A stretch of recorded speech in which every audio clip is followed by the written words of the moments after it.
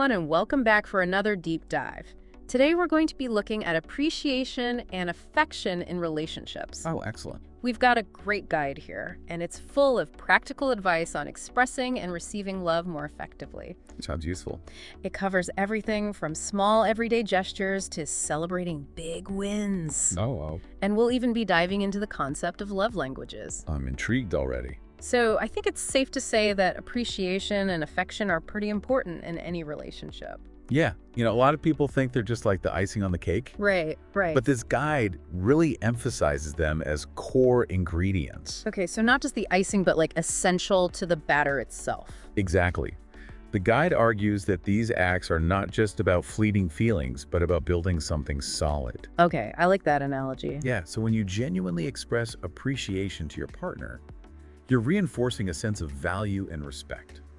That makes sense. And, research shows that that is directly linked to higher relationship satisfaction. So it's not just about making your partner feel good in the moment. Right, it goes deeper than that. So there's actual science behind it. Oh yeah, definitely. Interesting. One study found that couples who frequently express appreciation are more likely to feel understood and valued by their partners. Which makes sense. Yeah, and that leads to greater happiness and a stronger sense of commitment. Okay, so those warm, fuzzy feelings actually translate into something more concrete. Exactly. It's funny, when I think about my own happiest relationships, they definitely have that feeling of being truly seen and appreciated. That's the magic of it.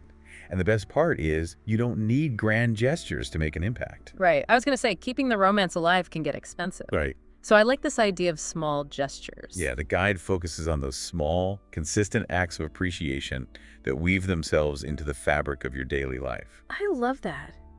So what kinds of things are we talking about? Well, for example, remembering to say thank you, even for things that might seem small. Imagine your partner always picks up your dry cleaning on their way home. Mm-hmm. A simple, thank you so much for grabbing my clothes. You're a lifesaver. Can go a long way. Oh yeah, I can see that. It's acknowledging the effort, even if it's something they do regularly. Yeah, just taking a moment to recognize it. Exactly. Right. And it's not just about chores. Oh, okay. It's about noticing and complimenting your partner's efforts in other areas too. Okay, sure. Did they cook an amazing dinner? Tell them how much you enjoyed it. Did they crush a presentation at work? Let them know how impressed you are. I do like giving compliments, Yeah, but I'm sometimes worried they'll sound insincere. I can understand that. Like, am I laying it on too thick? Yeah, does the guide touch on that at all? Does it? It does. Okay, good. It emphasizes the importance of being genuine. Okay. It's not about showering your partner with empty flattery, but about finding those moments where you truly feel appreciation and expressing it sincerely. So it's about being mindful and present in those moments. Precisely. And speaking of mindful gestures, the guide also dives into the power of physical touch. Ah, yes. Physical touch. It talks about holding hands, hugging, cuddling, even just a quick shoulder squeeze. Those little things can really make a difference, can't they? Absolutely. Physical touch has this amazing ability to foster a sense of safety and comfort and connection. Yeah. It releases oxytocin, which is often called the love hormone, Oh, I've heard of that. and it helps strengthen the bond between partners. Yeah, I can definitely attest to that. But I also know that not everyone is comfortable with a lot of physical touch. Oh, right. Good point. Everyone has their own preferences and boundaries. For sure. The guide really emphasizes being sensitive to your partner's comfort level and respecting their cues. Yeah, you don't want to make anyone uncomfortable. Right, and it even suggests having an open conversation about it. Like asking directly. Yeah, what kind of touch they enjoy, what feels good, what they'd rather avoid. Yeah, that's such a great point. It's about making sure those expressions of affection are actually received as intended.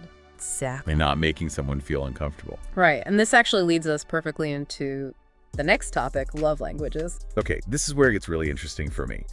The guide talks about how we all have a primary love language, Yes. which is basically the way we most effectively experience and express love. Uh-huh. And it mentions 5 different ones, right? Yes, it does. I feel like this is going to be a total game changer for understanding my own relationships. Oh, I think so too. So tell me more. Well, each love language has its own unique nuances. Okay. Let's start with words of affirmation. All right, let's unpack this one. I have a feeling I might be a words of affirmation person. Could be. Well, people whose primary love language is words of affirmation truly feel loved when they hear those verbal expressions of affection. Mm-hmm. It could be compliments, words of encouragement, or simply hearing "I love you" expressed genuinely and often. So it's like those words have extra weight for them? Exactly. Imagine someone whose love language is words of affirmation. Hearing, "You're amazing, I'm so proud of you," can feel like a warm hug for their soul. It's not just about empty flattery, it's about genuine appreciation and encouragement. That's a great point. It's like the words themselves become a tangible expression of love. You got it, and that's just one of the 5 love languages. Yeah. We'll dive into the others after a quick break. Okay, sounds good.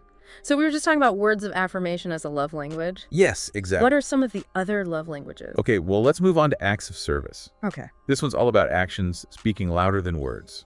I think I know a few people who would fall into this category. Yeah, for someone whose love language is acts of service, it's those thoughtful gestures that truly demonstrate love. Uh-huh. Imagine your partner is stressed about a big deadline at work. Oh. Instead of just saying, "Let me know if you need anything," Right. you could proactively offer to pick up dinner Oh, that's nice. or help them with some chores. Yeah, so it's about taking action to lighten their load. Exactly. Showing love through tangible support. I like that. Think about it this way. Okay. If your partner hates doing laundry, Ugh, laundry. taking that chore off their hands might be more meaningful to them than a bouquet of flowers. It's so true. I'd much rather someone do my laundry than give me flowers. Right. So it's about knowing what matters to them and stepping up to help. Precisely. Okay, what's next? All right, let's move on to receiving gifts. Gifts. This one often gets misunderstood. How so? People think it's all about materialism, Oh, yeah. but really it's the thought behind the gift that counts. You know, I used to think gift giving was a bit superficial, I get that. but learning about love languages has really changed my perspective. How so? It's about that feeling of, I saw this and thought of you. You got it. Yeah. It's those little tokens of affection that demonstrate that you know and care about your partner. Right. It doesn't have to be expensive or anything. Not at all. It could be as simple as their favorite candy bar That's a good one. or a book they've been wanting to read. Yeah, something small but thoughtful. Exactly. A tangible reminder that they're special to you. Okay, I like that. What do you think about quality time?